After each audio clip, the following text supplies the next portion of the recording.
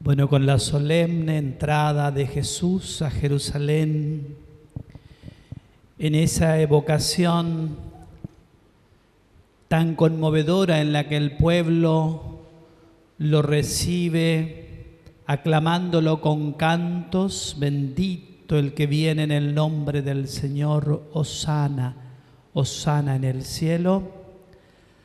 Damos inicio a esta Semana Santa, una Semana Santa mundial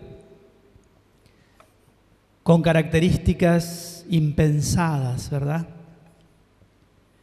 Mientras realizaba el gesto de la bendición de los ramos depositados en los bancos, sin pueblo, una sensación de soledad y, por qué no decirlo, también de tristeza embargaba mi alma, porque es imposible, ¿no?, pensar nuestra iglesia sin pueblo, pero al mismo tiempo pensaba, es el signo de este tiempo, el signo que nos deja esta pandemia y que nos ha llevado forzadamente a reflexionar sobre el sentido profundo que tiene la vida, y creo que también nos ha llevado a reflexionar sobre las cosas que son verdaderamente esenciales. Claramente estábamos viviendo en la distracción, claramente habíamos olvidado valores y aspectos de nuestra vida comunitaria, de nuestra vida familiar, de nuestra vida social, que la consideramos o la considerábamos obvia. Y por eso es que lo obvio en este tiempo de aislamiento social, de gran sufrimiento en el mundo, de gran temor también, es que entonces somos llevados a reflexionar profundamente sobre nosotros personalmente, sobre la comunidad, sobre la familia, sobre los afectos, sobre los amigos. Y entonces pensamos, como me dicen tantas personas, cuánto deseo ver a mi madre y no puedo porque debo preservarla del contagio. Cuánto deseo estar con mis amigos, cuánto deseo ir a la iglesia, cuánto deseo comulgar, cuánto deseo celebrar y no puedo. Esos aspectos que eran como tan obvio y tan cotidiano y que en este momento entonces no lo podemos hacer. Y por eso creo que esta Semana Santa vivida también nosotros pastores en la absoluta soledad, porque celebrando los misterios centrales de nuestra fe en completa soledad, también revela de manera categórica que un pastor sin rebaño es absolutamente nada, carece de significación su condición de pastor, porque su condición de pastor es justamente pastorear. Y en este tiempo también esa condición de pastores está siendo probada de manera exigente, porque sé que muchos sacerdotes, que muchos diáconos, que muchos obispos desearían verdaderamente estar acompañando a su pueblo y no pueden hacerlo, por lo cual también para nosotros es un momento de honda reflexión y de honda valoración de lo que significa el pueblo en el significado y en el sentido profundo que tiene nuestra condición de pastores. Justamente por preservar al pueblo y por cuidarlo, debemos apartarnos de él. Qué tremenda contradicción, qué cosa tan absurda que el pastor, por cuidar al pueblo, deba abandonarlo de algún modo, tomar distancia, perder el contacto con el rebaño. Impresiona, conmueve, nos llena de preguntas y nos llena también de miedo, ¿por qué no decirlo? Y por eso es que iniciamos esta Semana Santa en este marco de silencio, en este marco de inmenso dolor para miles y miles de familias. Sabemos que ya estamos próximos a los 50.000 muertos en el mundo. Nosotros mismos en nuestra patria ya tenemos un número de hermanos que han sido llevados por la pandemia. Y por eso es entonces que estos signos del tiempo deben ser discernidos a la luz de la fe. Necesitamos la mirada de la fe que nos lleve a un profundo examen de conciencia y a una profunda conversión, para que ojalá esta prueba se traduzca en frutos beneficiosos para cada ser humano, para cada persona, de manera que podamos volver a vivir nuestra vida con un sentido de esperanza, con un sentido de trascendencia, con una recuperación de lo sagrado como un aspecto fundamental en nuestra vida.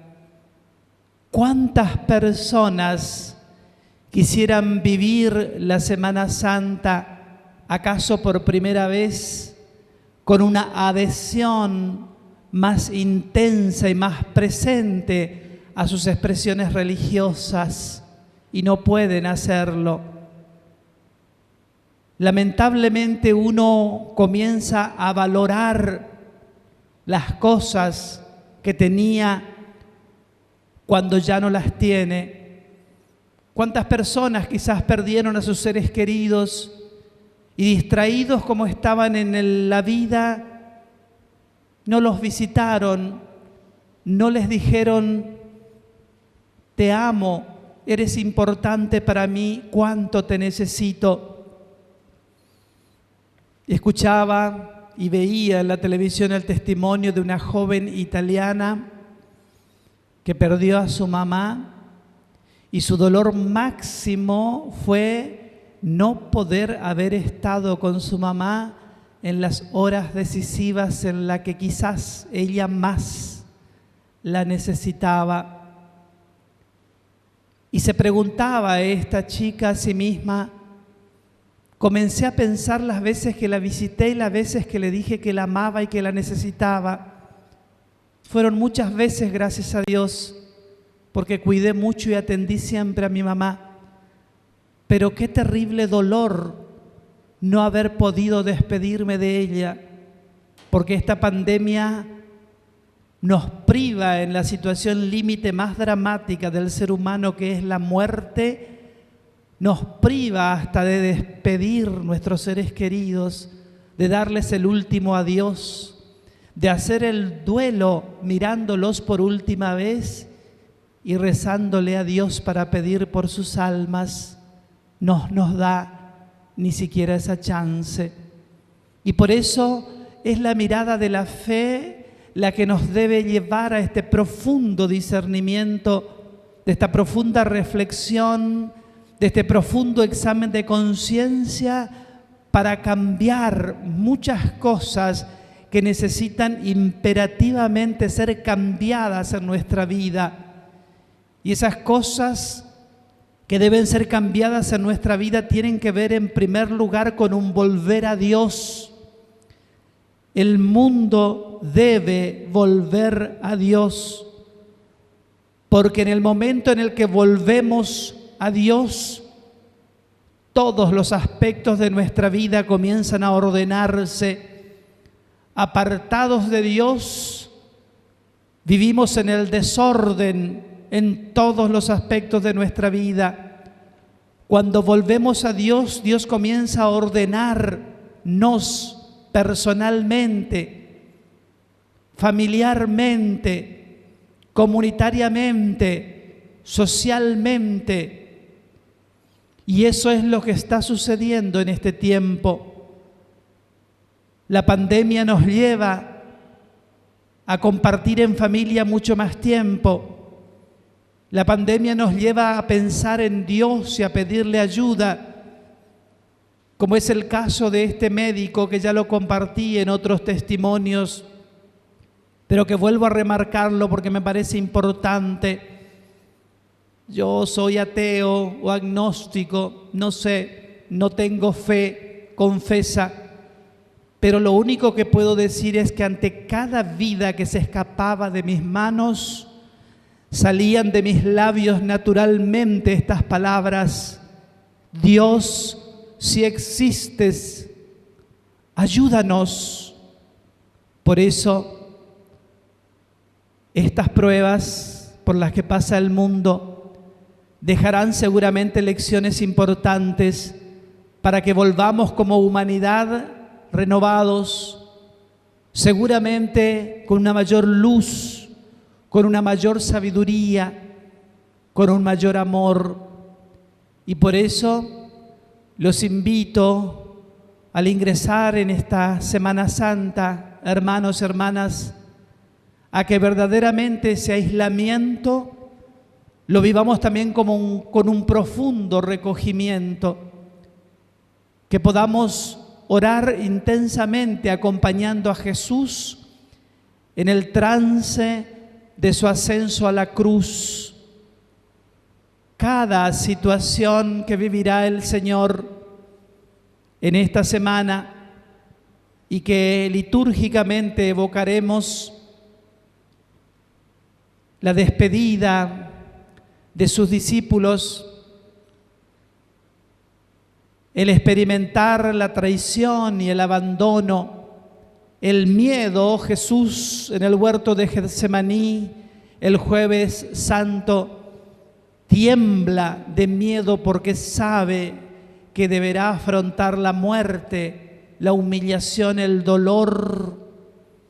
Y entonces todo lo que evoquemos en esta Semana Santa, como digo también en un texto, la liturgia del misterio de la pasión, muerte y resurrección de Jesús, la celebraremos en templos vacíos,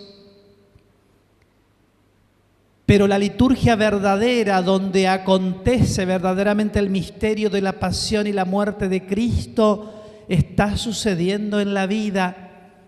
¿Cuántas miles y miles de personas contagiadas, internadas, muchos en pasillos de hospitales? El caso de Ecuador, con los muertos puestos en las veredas. ¿Cuántas personas están realmente actualizando en sus cuerpos la pasión de Cristo? Por lo cual, litúrgicamente celebraremos la pasión y la muerte de Cristo en los templos vacíos, pero la verdadera liturgia está sucediendo en la vida de miles y miles de personas. Miles y miles de personas están muriendo en esta hora, en el abandono, la soledad, seguramente la angustia. Y entonces el camino del Calvario se actualiza en cada historia personal de cada persona que muere en soledad, que muere en la angustia, que muere en la tristeza. Pero eso es lo que vivió el Señor. Y entonces debemos decir que ante esa angustia, esa desesperación, ese dolor y esa tristeza, la Iglesia proclamará como nunca la palabra victoriosa de la resurrección. Y el domingo de Pascua, aún en ese contexto de muerte, la Iglesia cantará aleluya. La Iglesia encenderá los cirios pascuales como para proclamar que desde las tinieblas brota la luz. La iglesia cantará aleluyas porque la muerte no le intimida al que cree. La muerte no le intimida al que cree en Cristo, glorioso y resucitado, victorioso ante toda muerte. Y por eso, aún en este contexto tan dramático, tan oscuro, tan triste, la iglesia tiene una palabra de esperanza. Y esa palabra de esperanza es aleluya, resucitó. Y nos sitúa entonces, hermanos, para concluir, en el horizonte de la esperanza, porque sabemos que seremos vencedores, que todo este dolor y esta muerte pasará y emergeremos desde allí vivos, esperanzados, victoriosos, porque Cristo está vivo, porque Cristo es nuestra esperanza y Cristo es victoria.